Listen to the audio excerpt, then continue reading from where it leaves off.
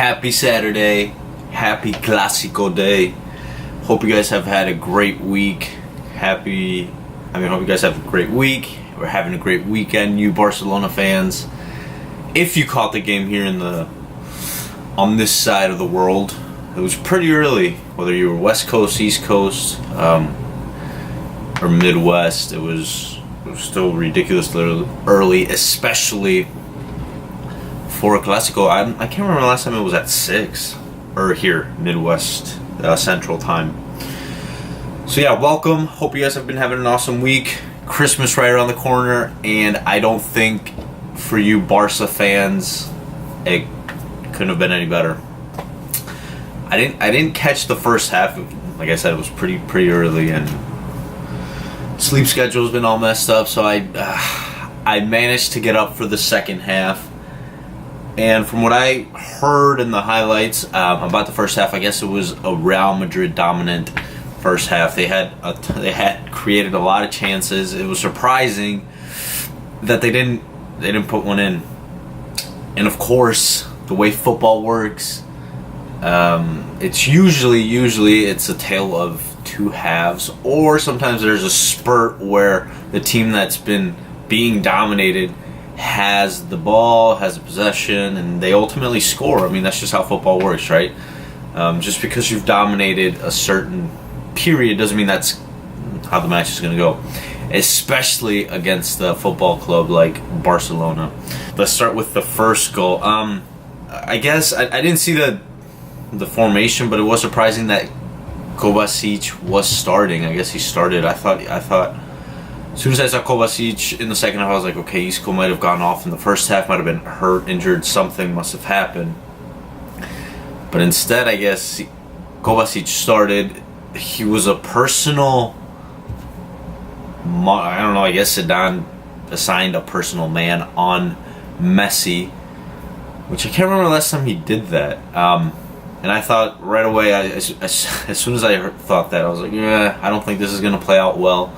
Just because I feel, especially when you're defending, it kind of throws everything out of whack. And Kovacic showed that in that first goal, right? I think you clearly see Busquets bringing the ball out of the back, plays a through ball to Rakitic, and it's Rakitic with the ball. Messi is here, or he might have been in line or whatever, but Rakitic with the ball, and it's transition, right?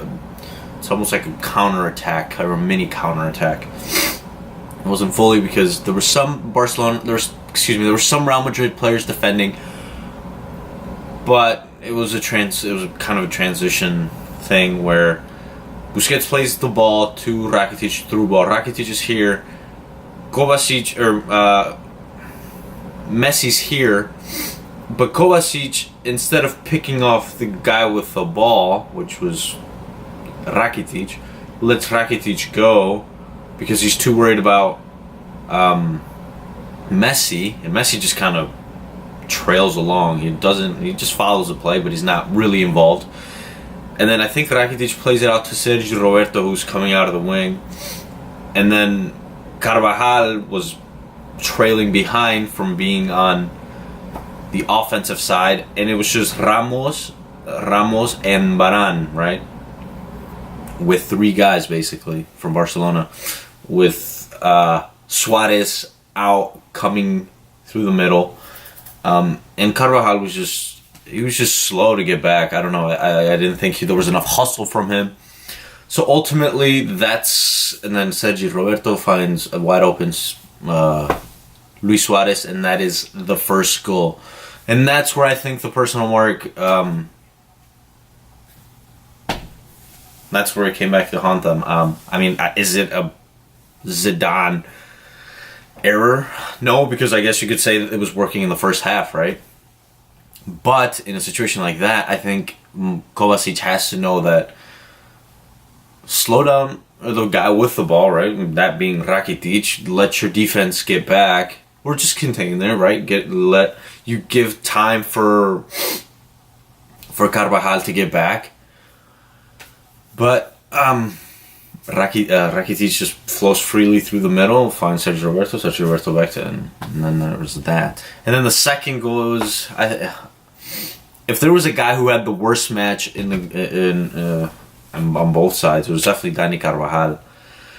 Whatever happened in the second goal, Barcelona has it happened so fast I can't even remember. But I think Luis Suarez hits a shot, Keylor saves it. Somehow it ends up back on. It was just a scramble in the middle. And Dani, being on the goal line, decides to save it with his hand. I think it was a Paulinho header, or it might have been a shot.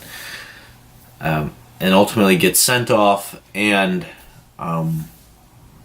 obviously it's a penalty for Barcelona. Messi converts, and that sealed it. But I think it's just a stupid play by Dani Carvajal. Just let the goal, right? Just let him score. If it's going to go in, let him score. The worst case scenario is what he did. Gets a red card, Real Madrid is down a player, and they get a penalty. So, I mean, yeah, I think Dani Carvajal probably had I don't think he was completely responsible for the first goal, but I think it was a large part of the way he was tracking back. It was a slow, kind of nonchalant, maybe they'll cover for me, but it is what it is. I think, I think it seals it. La Liga is over.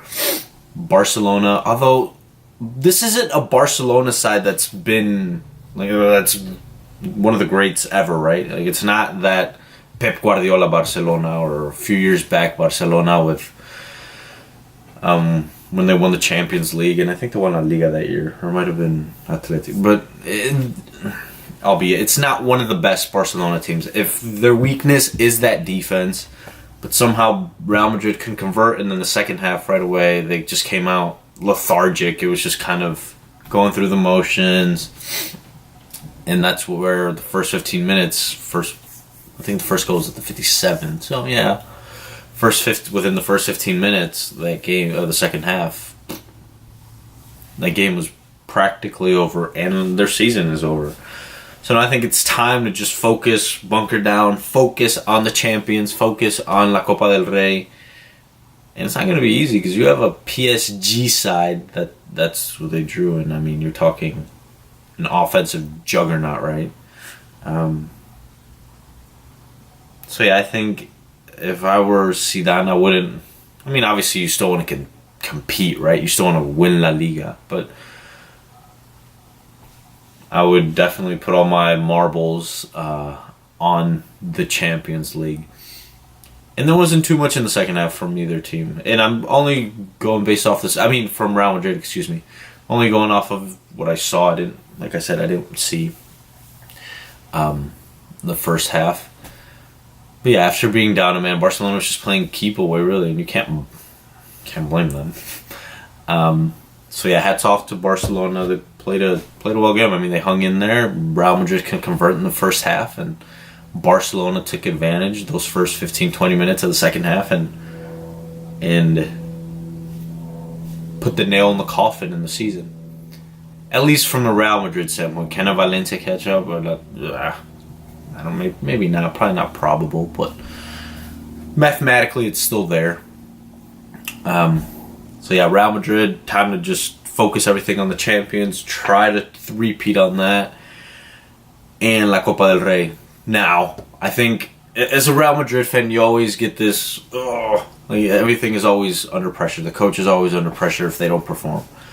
Would Zidane be fired? I mean, historically, they would say that if he doesn't win anything else, like a Champions or a Copa del Rey or something, he's gone. But I don't know, because everything is so context. You know, you got to bring in context, contextual. I don't know if that's a word. Might have to look that up later.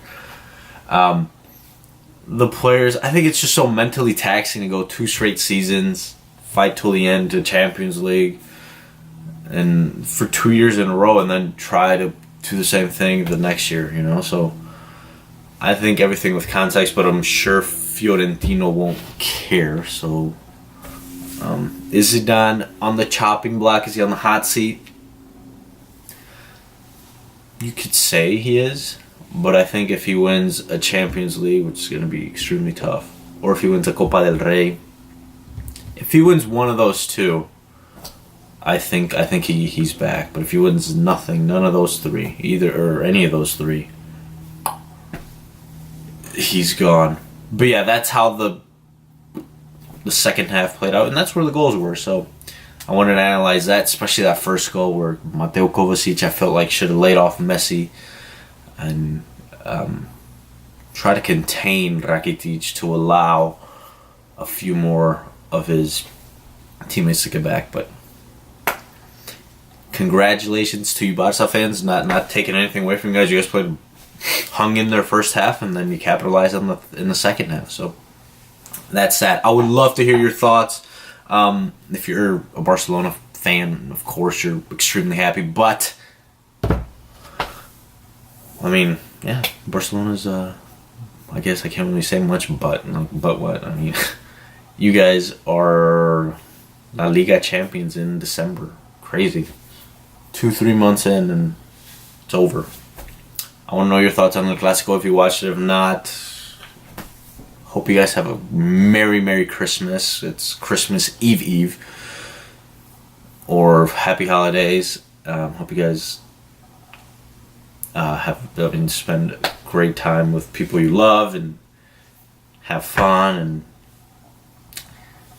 and take care, guys. Much love.